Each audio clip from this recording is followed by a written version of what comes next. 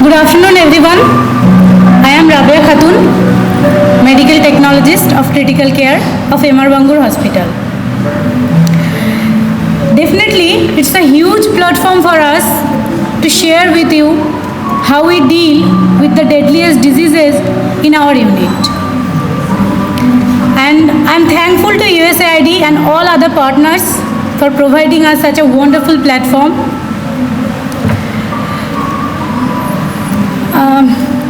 Dear sir and madams, we have started our journey a long back before when we joined here.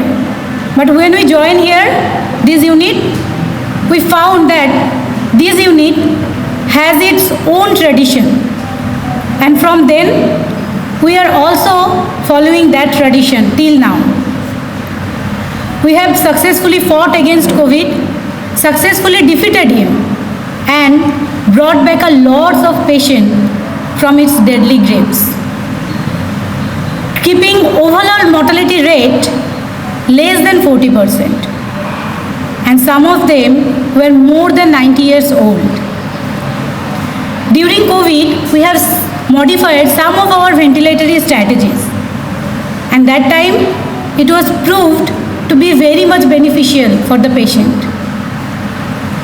Today, here also I will present the case of our success with modified ventilatory strategies targeted to exact disease pathophysiology. Okay, so now please let me enter into this case.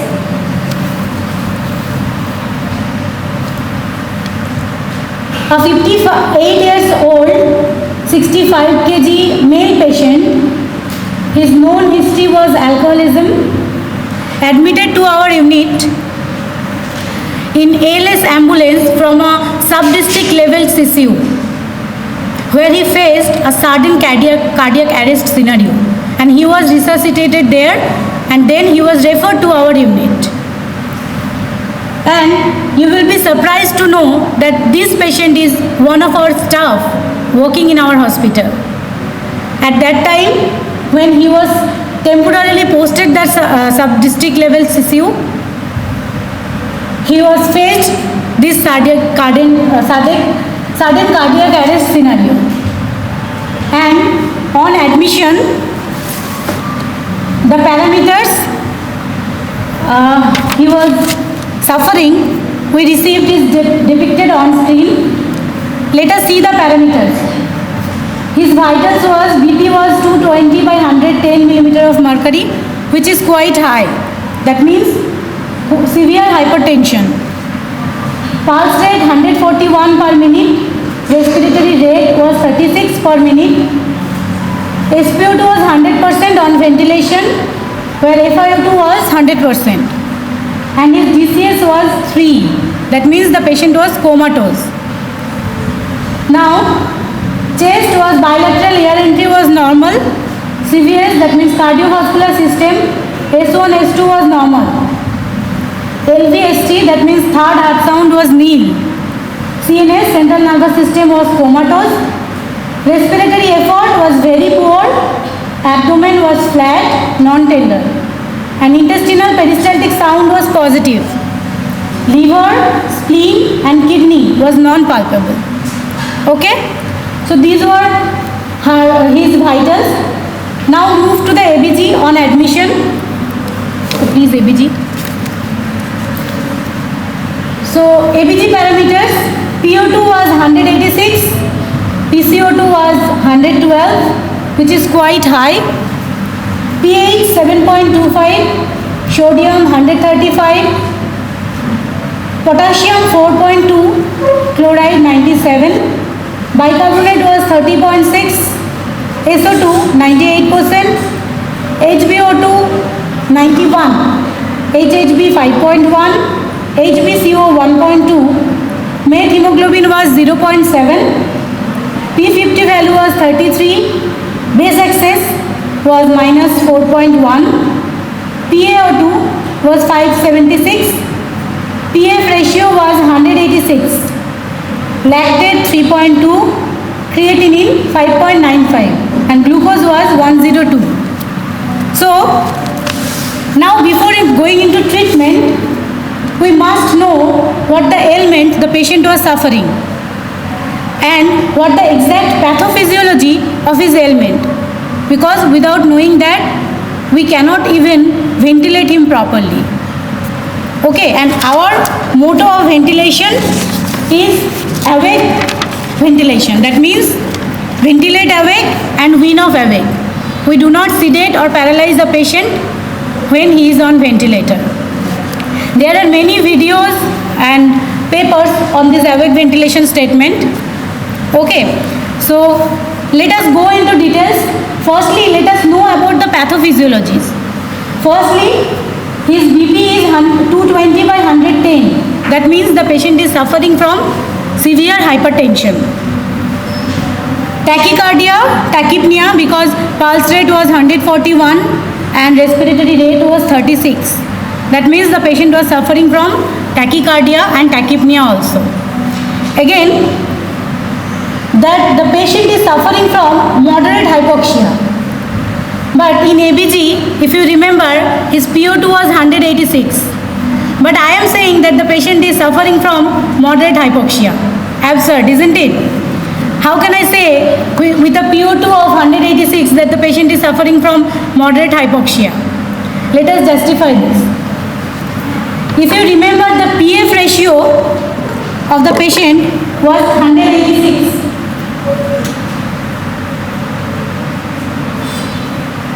And what is PF ratio? We all know PaO2 divided by FiO2, which we have given. Here, the patient's PF ratio is 186. According to Berlin protocol, we all know that if PF ratio is more than 200 or less than 300, then the patient is suffering from mild hypoxia. If the patient PF ratio is more than 100 but less than 200, that means the patient is suffering from moderate hypoxia. And if this PF ratio is less than 100, that means it is severe hypoxia. Here the PF ratio is 186, so we can say that the patient is suffering from moderate hypoxia. Okay. Next, the patient is comatose with GCS3. Next, his PO2 value is his PO2 value is 112. That means the patient is suffering from hypercarbia. Next, pH is 7.25. That means it is acidotic condition. But which type of acidosis it is, it will be described in shortly. Next, the patient is suffering from acute congestive heart failure. Now, how can I say that the patient is suffering from acute congestive heart failure? Actually, I am just presuming it that the patient is suffering from acute congestive heart failure. Why? The point is his BP is quite high, severe hypertension, tachycardia, tachypnea, also hypercarbia, hypoxia also, and the patient, when he was admitted, he was presenting with SOB, that means shortness of breath. That's why I am just presuming that the patient is suffering from acute congestive heart failure. But I will definitely justify this statement later. Next, let us know the physiology and the pathophysiology.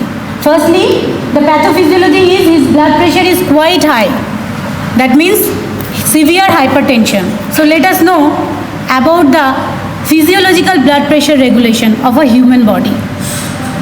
What is blood pressure? We all know that it is systolic blood pressure, diastolic blood pressure, or it is mean arterial pressure, MAP. Okay.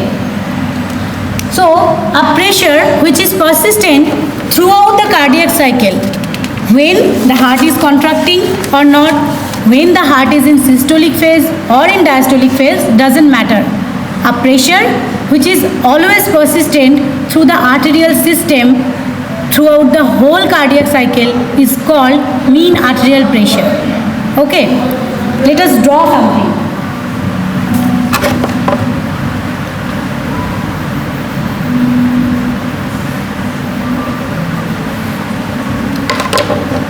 Suppose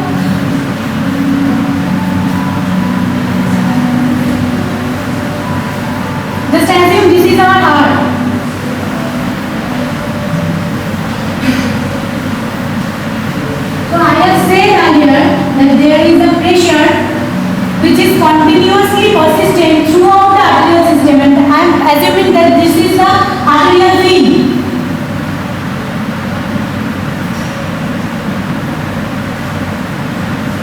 So pressure which is persistent throughout the cardiac cycle is mean arterial pressure. But there is a venous field also, and it is the capillary system. So it is the venous field. There is another terminology which is mean systemic pressure. And what is mean systemic pressure? Throughout the cardiac cycle, there is also pressure present to the venous field, and the mean of this venous field pressure and the arterial field pressure is called the mean systemic pressure. Okay. Now, let us move to the calculation of this map. What is the calculation of mean arterial pressure? We all know it is diastolic blood pressure plus 1/3 of pulse pressure. And what is pulse pressure? We all know it is diastolic blood pressure minus, we all know it is systolic blood pressure minus diastolic blood pressure. Now, question comes, why it is 1/3 of pulse pressure? So, answer is, during systolic phase, what we get is the systolic blood pressure. So, diastolic blood pressure is not affected during the systolic phase. This diastolic blood pressure is persistent throughout the whole cardiac cycle. Okay, but this systolic blood pressure, which is only affected during the systolic phase, which is 0.3 seconds. We all know that our cardiac cycle time is 0.8 seconds. And 0.3 second is systolic phase and 0.5 second is diastolic phase. So, if we take this cardiac cycle time 0.8 second for the purpose of calculation 0.9 second, then what will happen? Suppose I am dividing this cardiac cycle into this part, and if I take 0.8 second as 0.9 second, then I will draw this 0.9 second into 3 parts. I will divide it into 3 parts. So each part will contain 0.3 second. And I have said earlier that the diastolic blood pressure is persistent throughout the cardiac cycle. And we all know the diastolic blood pressure is 80 millimeter of mercury. So each part will contain this 80 millimeter of mercury pressure. Okay. Now, for the systolic phase, there is rise of blood pressure, because for this systolic phase, ventricle pumps out, and for this short period of time, blood pressure goes beyond the diastolic phase. And we all know the systolic blood pressure, which is 120 millimeter of mercury. So, systolic blood pressure minus diastolic blood pressure, it is 40 millimeter of mercury pressure is extra for this cardiac cycle time. And that's why we are dividing this 40 millimeter of mercury pressure into these 3 parts. And that's why the calculation of MAP is diastolic blood pressure plus 1/3 of pulse pressure, because this pulse pressure is extra. That's why we are dividing it into 3 parts. Okay, clear?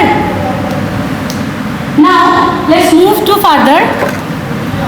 This MAP has another equation also. And what is that?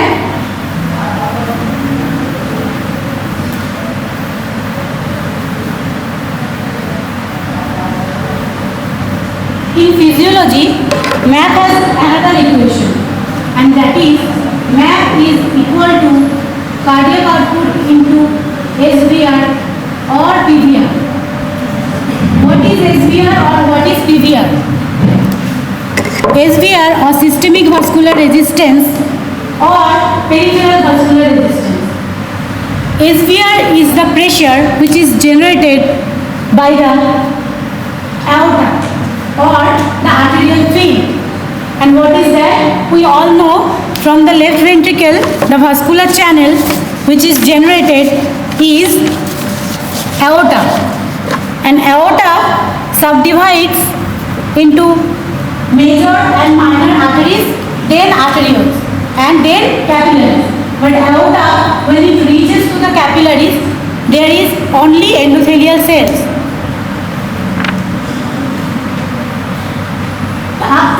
From the aorta up to the terminal arterioles, the aorta made up of smooth muscles, and these smooth muscles will contract. So when the blood flows to this aorta, this blood column has to pass a minimum resistance offered by the aorta. And you will be surprised to know this muscular contraction is directly proportional to the flowing blood column. That's why SVR or PVR is the pressure generated by the terminal arteriole contraction or the smooth muscle contraction. And for this, SVR or PVR is also persistent throughout the whole cardiac cycle.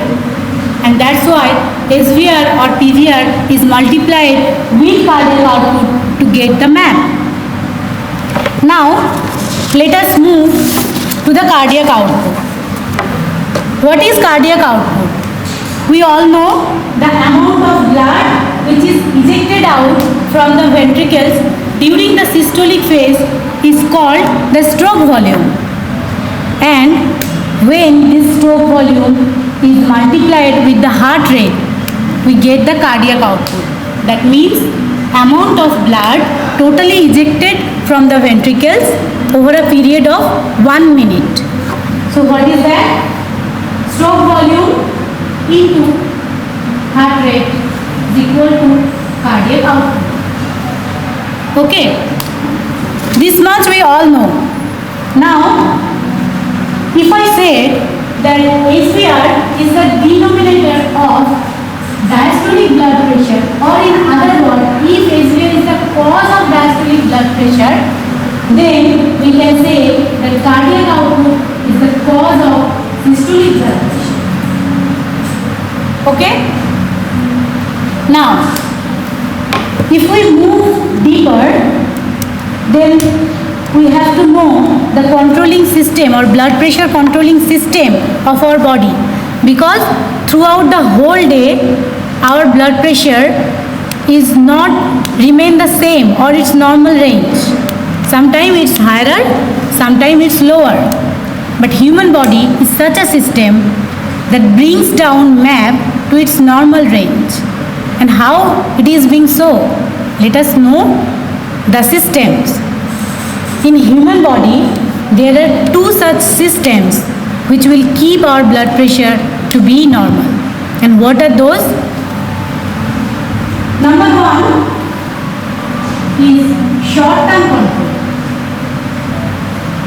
which is neural control and determined by our nervous system. Okay? And another one is long-term control, which is hormonal control, and it is determined by a kidney.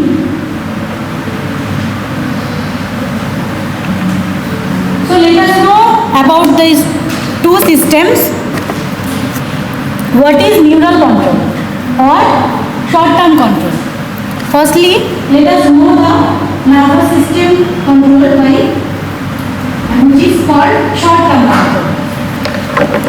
There are two bodies, one in the arch of aorta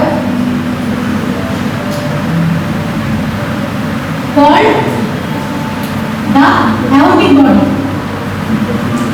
and another one is in the carotid artery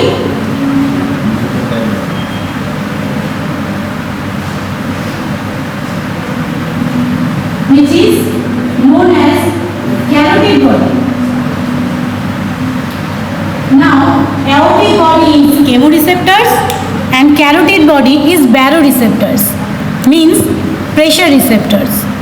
It can measure change in pressure of the flowing blood column with a specialized technique. Okay, so let us know how it acts.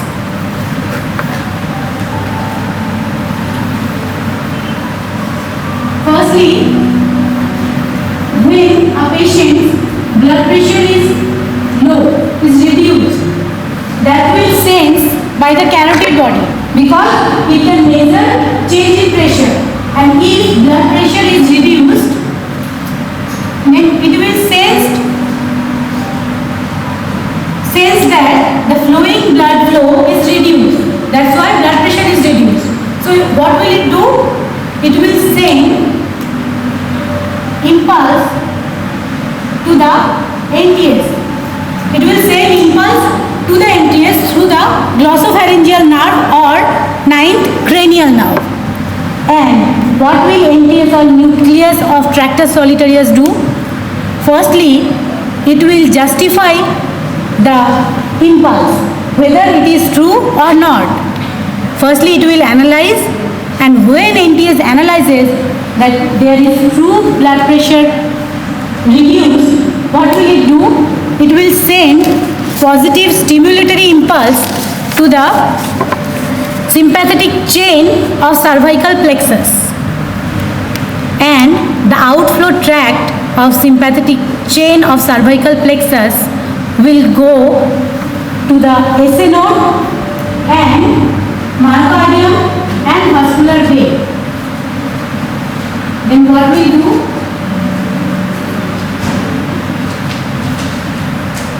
And vascular bed. Due to this positive impulse of NTS, SA node, what will it do? It will increase heart rate. Increased heart rate, myocardial contractility or inotropic effect will be increased, and the vascular beds will be constricted. So the blood pressure will be increased. This is how NTS acts. And now what will happen if this blood pressure will increase? Again, that will sense by the carotid body, and it will send this impulse to the NTS. Again, NTS will justify this report. Then what will it do? It will send negative impulse or parasympathetic system, which is vagus nerve, to say to the SA node and myocardium to suppress their total activity. When SA node and myocardium will suppress their activity, what will happen? This heart rate will go down, myocardial contractility will go down, and the elevated blood pressure will be reduced. So this is our neural control. Now move further to the long-term control, which is by kidney.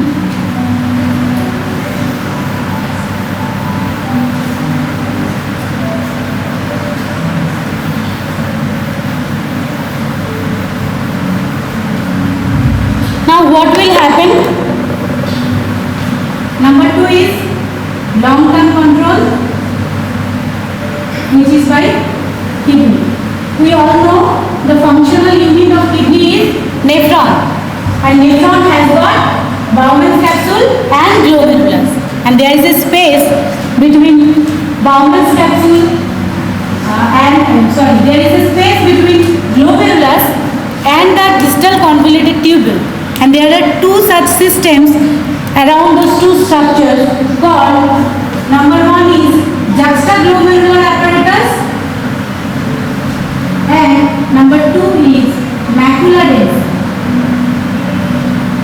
What happened? Like the carotid body, juxtaglomerular apparatus also can measure the pressure of the flowing blood column to the glomerulus. So when blood pressure is reduced, suppose number 1 case is blood pressure reduced. So what will happen? This juxtaglomerular cells will sense that blood pressure is reduced. So what will it do? It will secrete prorenin in the form of renin, and this prorenin becomes renin in acute condition. Okay. Now, what will this renin do? It will travel to the inferior vena cava through the renal vein, and there is one interesting thing. To this inferior vena cava, there is also present of angiotensinogen.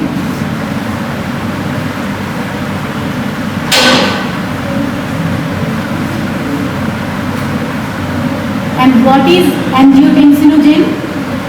It is another protein secreted from the liver and circulated to this inferior vena cava through the hepatic vein.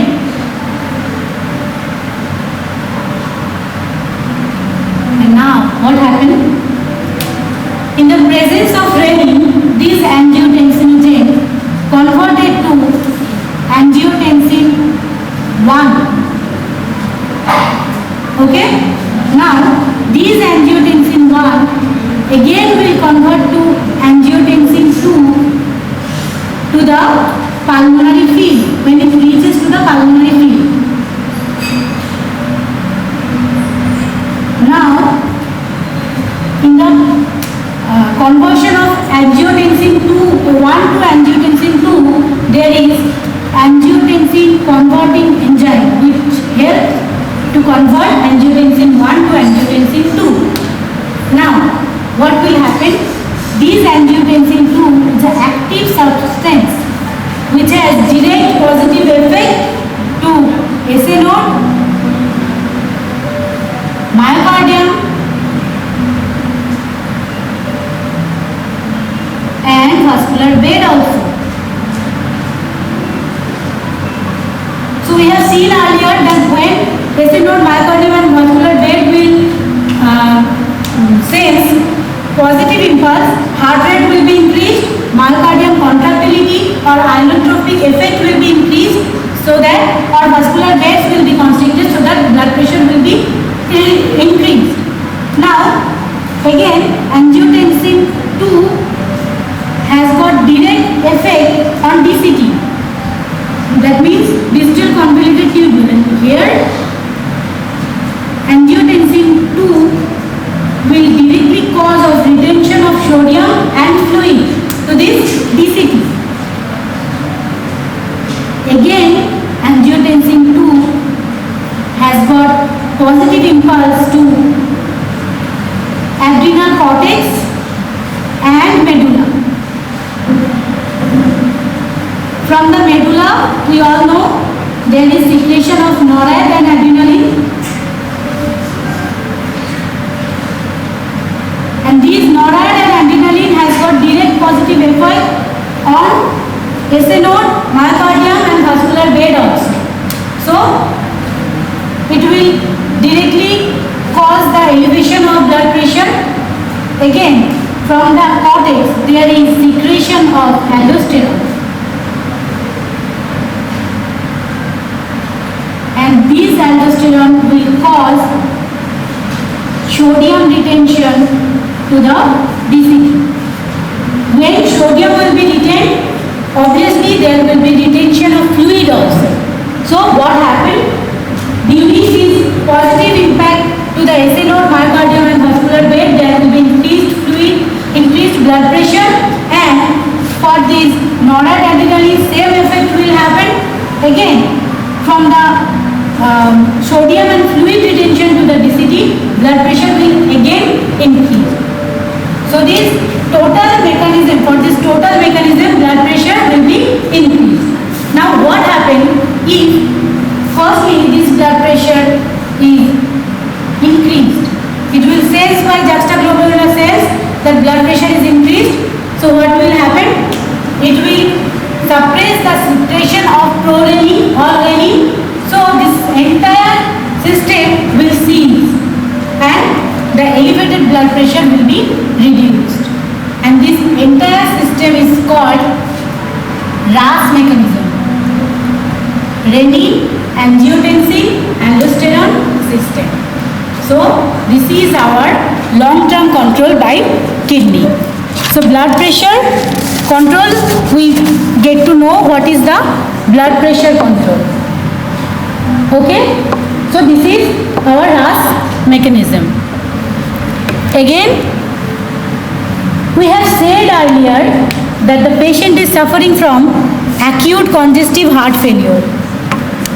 So let us justify that statement. What is heart failure? We all know heart as a pump has got two phases, systolic and diastolic.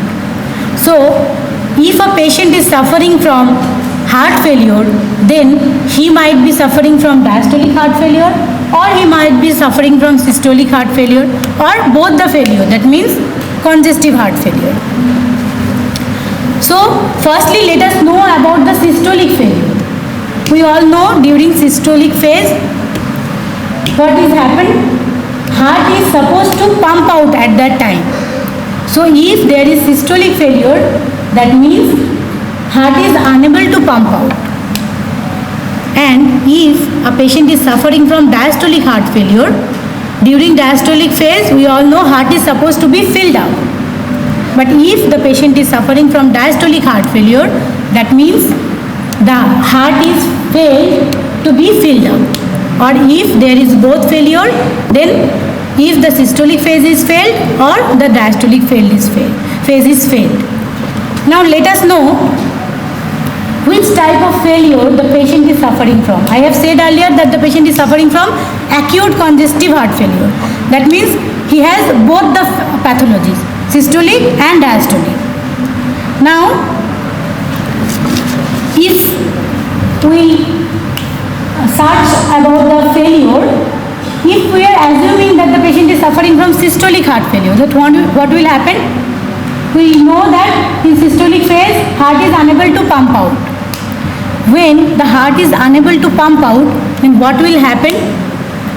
There will be fluid accumulation to the pulmonary field, and also there is fluid accumulation to the right heart also. So there will be presence of third heart sound. During systolic failure, there will be also tachycardia, tachypnea and severe hypertension also, which is present here. But on chest auscultation, what we found that LVS3 is 0, which is already depicted here, that LVS3 is mean. So when we are not finding that the LVS3, then we cannot say then it is the systolic failure. Then let us move to diastolic failure. In diastolic failure, what will happen? In diastolic failure, left ventricle is not getting filled up properly. So what will be the fate of stroke volume? We all know from the left ventricle the total amount of blood which is ejected out is called the stroke volume. If the left ventricle cannot pump out, or the left ventricle is not filling up properly, so stroke volume will be decreased, and the decreased stroke volume will say to the renal perfusion or renal arteriolar system that there is hypovolemia, and this hypovolemia will lead to vasoconstriction. And because this vasoconstriction, we all know there is increased blood pressure, which is evident here. And during diastolic heart failure, if there is increased vasoconstriction, so this will lead to increased heart rate. But what will happen to the pulmonary field? The pulmonary field is dried up. So the venous return will also be reduced, and when the venous return will be reduced and the intrathoracic pressure is increased somehow.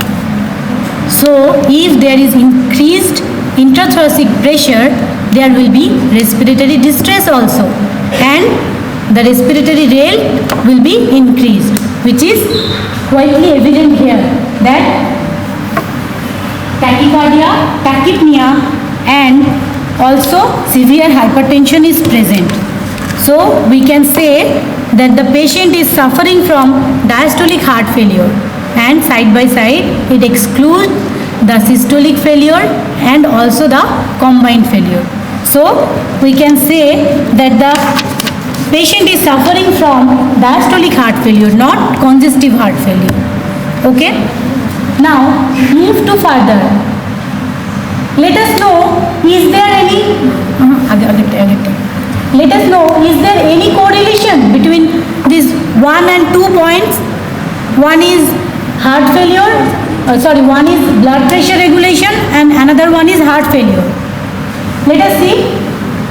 Yes, there is very much possibility, because when there is heart failure or diastolic heart failure, that means the stroke volume is decreased.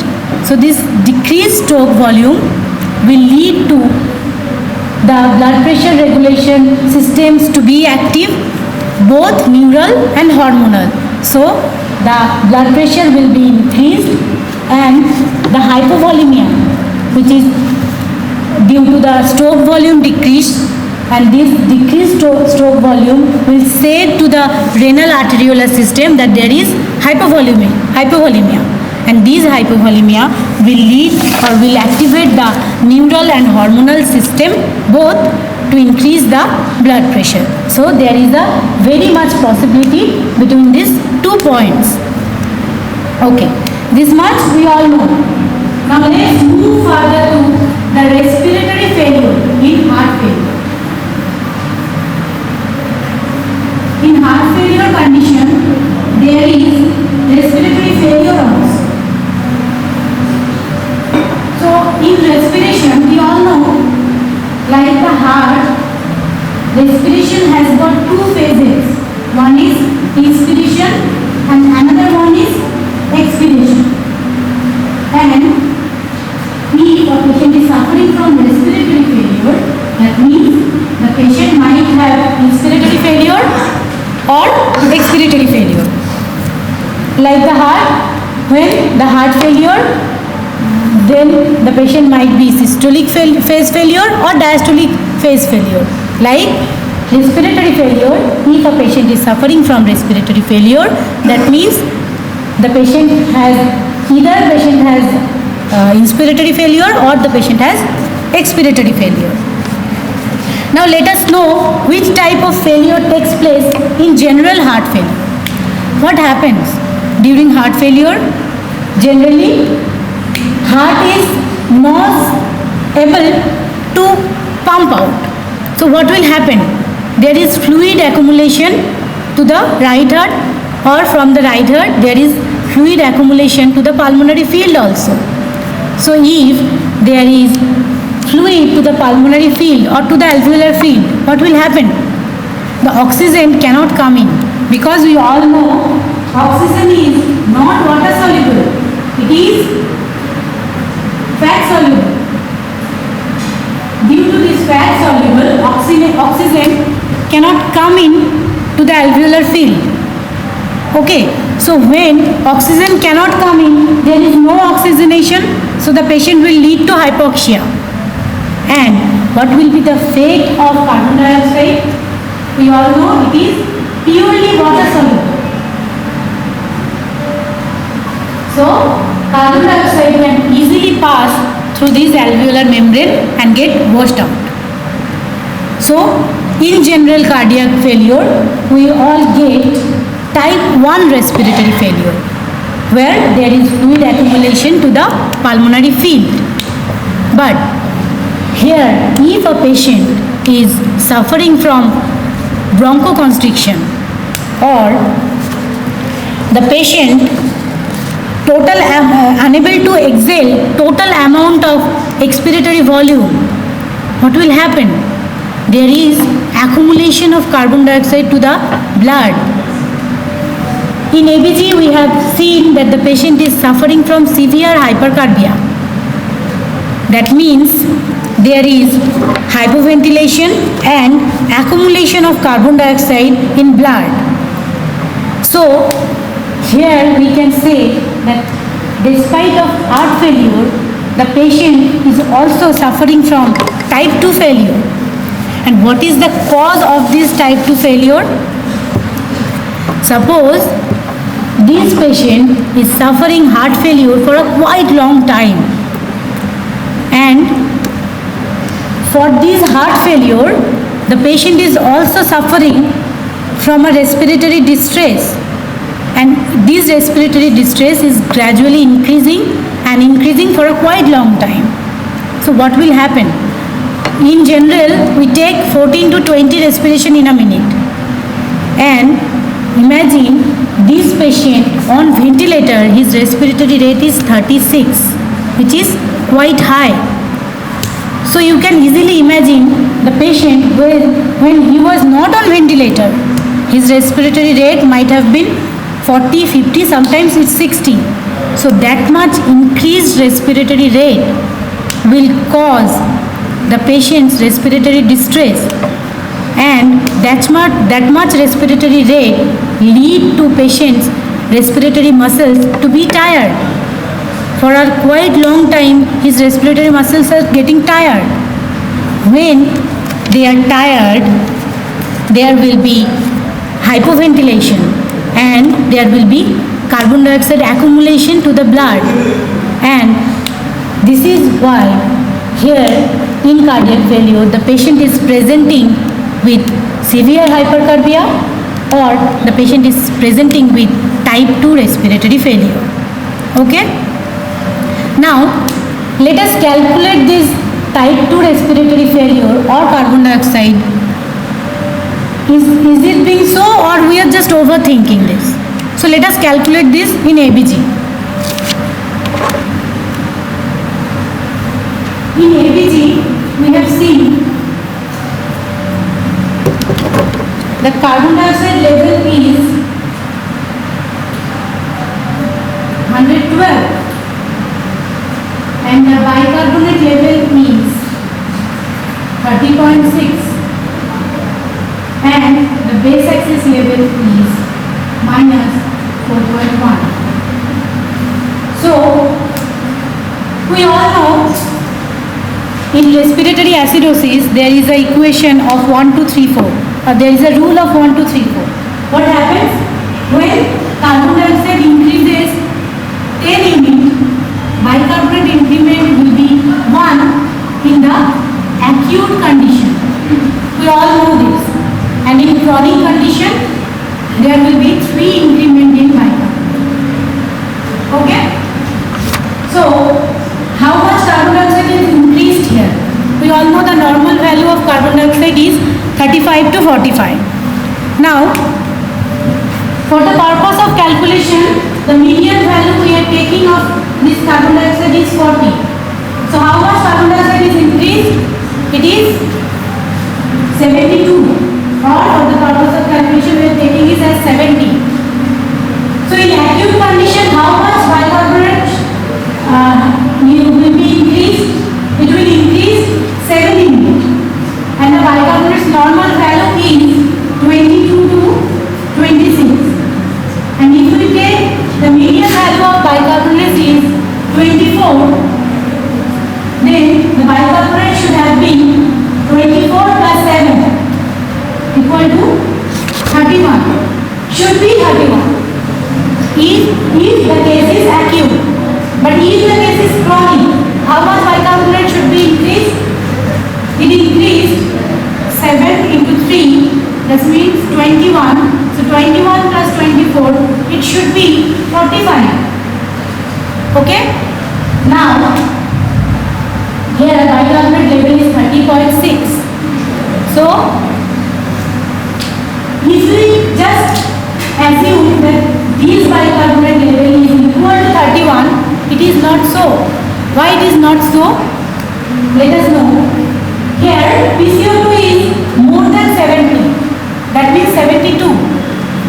So bicarbonate should have been increment of more than 31. So more than 31 is not equal to 30.6.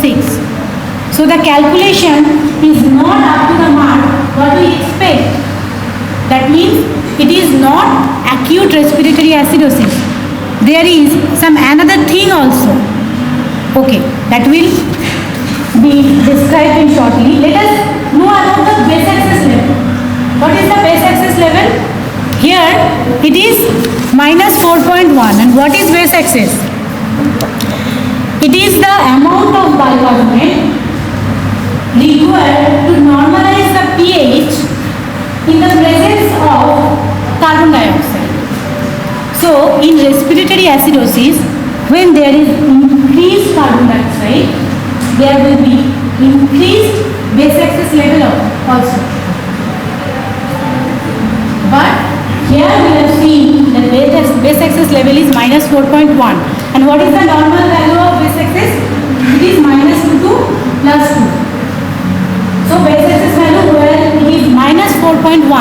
That means it is also not up to the mark. That means including the respiratory acidosis, there is also something which is not normalizing the equation, which is not up to the mark to this equation which we calculate. That means there is associated respiratory metabolic acidosis also. And what is the cause of this metabolic acidosis? Let us justify this statement. What is the cause of metabolic acidosis?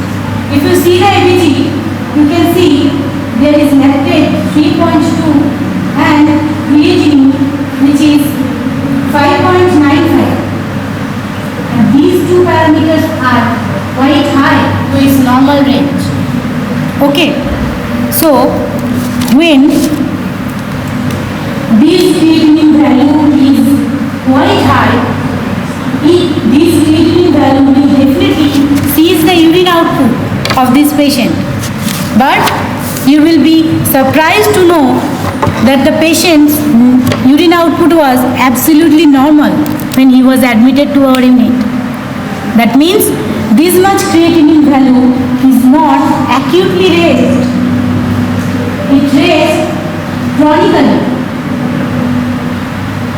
That means the patient is also suffering from CKD, chronic kidney disease also. Okay. So, now what is the cause of this from CKD? Maybe it is the cause of cardiorenal syndrome also. So, let us move about the calculation of this PCO2 and bicarbonate formula again. So what we have said earlier that the patient is suffering from CKD, and it is true because this much creatinine is not acutely raised. If it will be acutely raised, then urine output must be ceased, but urine output is normal. So it is proof that the patient is suffering from CKD also, and there is lactate 3.2, that means the patient is also suffering from lactic acidosis. Okay, so one, the patient is suffering from CKD, the patient is suffering from diastolic heart failure, and when there is not up to the mark level of bicarbonate or carbon dioxide equation, so there is another thing also. And if we assume that the patient is a chronic retainer of carbon dioxide, or the patient is COPD, then what will happen? In COPD patient, we all know that the patient is PCO2 retainer. So if we take this PCO2 level higher from the normal range, and if we assume this normal range to be 50, and this normal range is not causing the patient respiratory distress, that means the patient is asymptomatic. So if we take this PCO2 level as 50, then let us calculate this. If the normal value of PCO2 or the baseline value of PCO2 of a COPD patient, if it is 50, then what will be the baseline value of bicarbonate? It is a chronic patient, so bicarbonate value will be increment will be 3. So the baseline bicarbonate should be 24 plus 3, 27.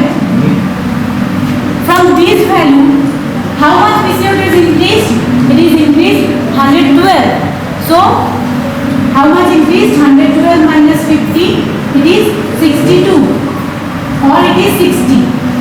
So in acute condition, how much bicarbonate will be increased? It will be increased 6 in unit. So the bicarbonate value should be 27 plus 6, it will be 33. But again, there is another confusion because bicarbonate value is here, you can see 30.6.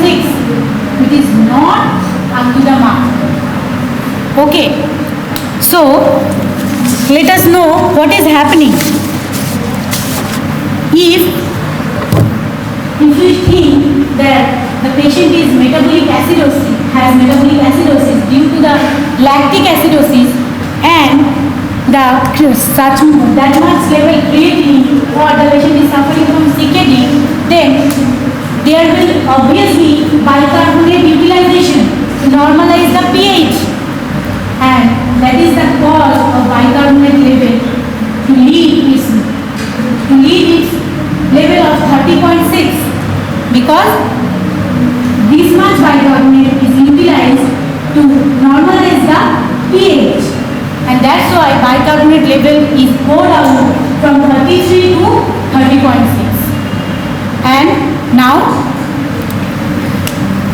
this equation is explained every pathology the patient is suffering from.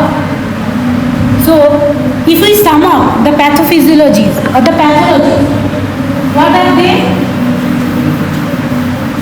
Number 1, the patient is suffering from CKD.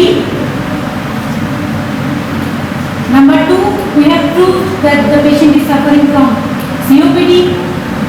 Again, we have proved that the patient is suffering from diastolic heart failure, and this diastolic heart failure causing him respiratory distress, which lead to type 2 respiratory failure, and which is lead to hypercarbia.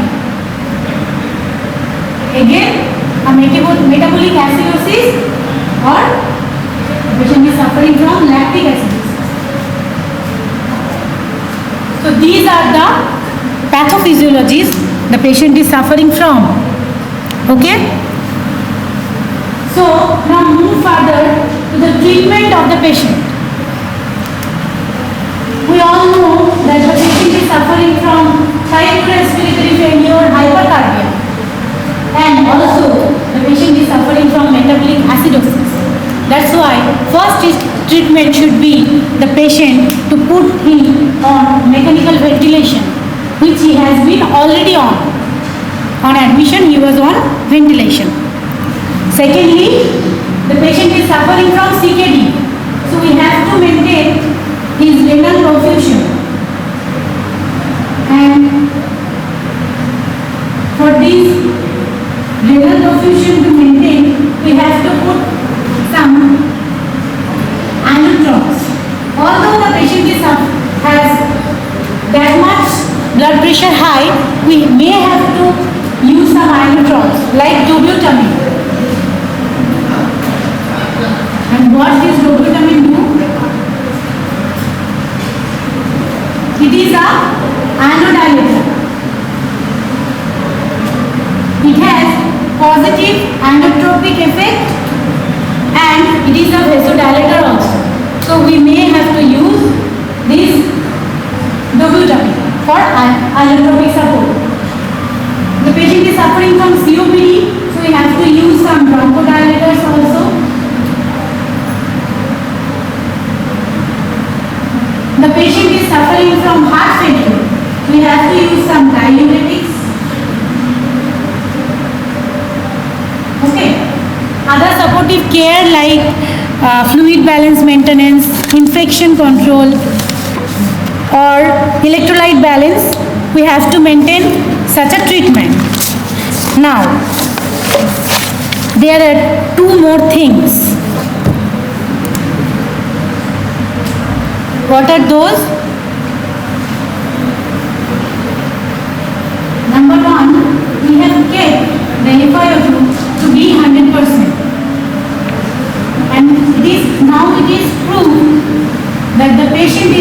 a chronic carbon dioxide retainer. So how can we use FiO2 to be 100%? We all know in COPD patient we do not use FiO2 to be 100%. But here we have kept FiO2 to be 100%. Let us know this. We all know in heart failure patient there is fluid accumulation in the pulmonary field, and pulmonary vascular bed is highly sensitive to nitric oxide. And what is nitric oxide do? It helps to maintain the pulmonary vascular bed to its normal caliber, or to vasodilate the normal caliber of pulmonary vascular beds. And this nitric oxide is secreted from the subendothelial cells of pulmonary beds. And how this nitric oxide secreted? It needs oxygen to be secreted.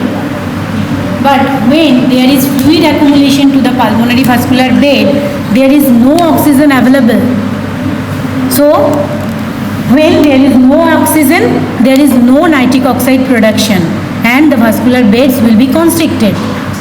That's why we have kept FiO2 to be 100% to supply more and more oxygen to the pulmonary field. So if there is more oxygen to the pulmonary field, there will be nitric oxide production. So the pulmonary vessels will be dilated. That's why we have kept FiO2 of such a patient COPD 100%. Otherwise, we never keep FiO2 more than 40% to a COPD patient.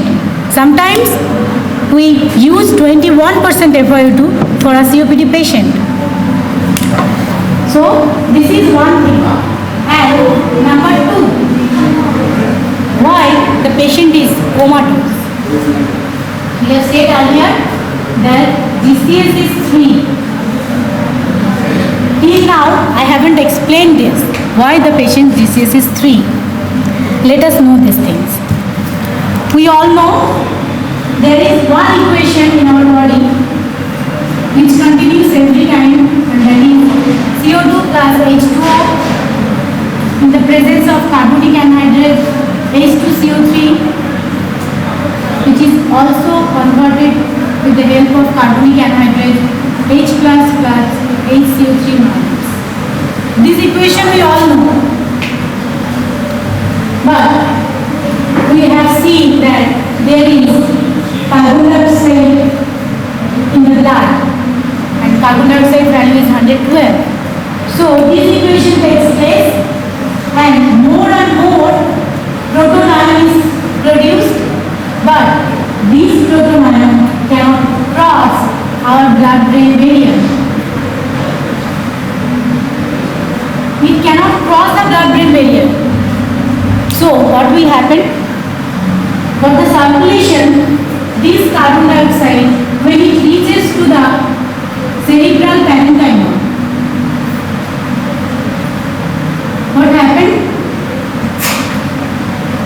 This carbon dioxide can pass to the cerebral parenchyma by simple diffusion process. It can enter to the cerebral parenchyma, and here this equation takes place in the cerebral parenchyma. And when there is this equation, this H plus ion is also produced to the cerebral parenchyma, and what happens? This H plus ion draw sodium chloride from the blood to the cerebral parenchyma. And when there is sodium and chloride to the cerebral parenchyma, there is increased osmotic pressure, and this increased osmotic pressure will draw H2 also, that means water. So if there is water to the cerebral parenchyma, there is cerebral edema. Okay? So the patient will be comatose, and that is the reason why this patient is comatose with GCS 3. Now we have kept this patient ventilator, and now we have to wean off this patient. How we will wean off this patient? During weaning, we have to keep in our mind two such things. One is PEEP and another one is pressure support. We have ventilated this patient with a definite mode, but when we are weaning this patient, we will definitely transfer this patient to spontaneous mode. And in spontaneous mode, we all know that we said PEEP and pressure support. Okay. Yes. These two things we said to the ventilator. But due to the COPD patient, we know that the patient is COPD, so we cannot increase this PEEP. But we have to remember, sometimes we may have to increase this PEEP, because PEEP has not only the effect to the alveoli, it has got its effect to the airway also. It helps the airway to open, and the accumulated air or accumulated carbon dioxide to the alveolus will be leached into the main bronchi when the terminal arterioles are open. That's why we may have to use PEEP to be on the higher side, and we use 10 PEEP for these patients. Due to this effect of PEEP to the airway and alveoli also, we have used 10 PEEP for this patient. Now, during weaning, we have to know that when we will reduce PEEP or when we will reduce pressure support. The patient is suffering from heart failure also, and for this heart failure patient, we will have to use PEEP on the higher side, because if we do not use PEEP to the higher side, the alveolus will never be dried up. That is also one of the cause of PEEP to get like 10 ounces. Okay? Now weaning. We know that in other hand, the patient is suffering from COPD and also the patient is suffering from heart failure. Both the pathologies the patient is having. So always the PEEP will get the upper hand. When we are weaning the patient, we have to reduce this PEEP first, and when we achieve this PEEP less than or equal to 6 or 5, then only we will reduce the pressure support. And for this patient, we did the same. First we reduce this PEEP and then we reduce the pressure support. And when we achieve the PEEP and pressure support, PEEP is less than or equal to 5 and pressure support less than or equal to 8, then only we put the ventilator, or we put the patient on TPs, and then successfully we have weaned off, or successfully we extubate that patient, and then after 2 to 3 days we successfully discharged him. Okay?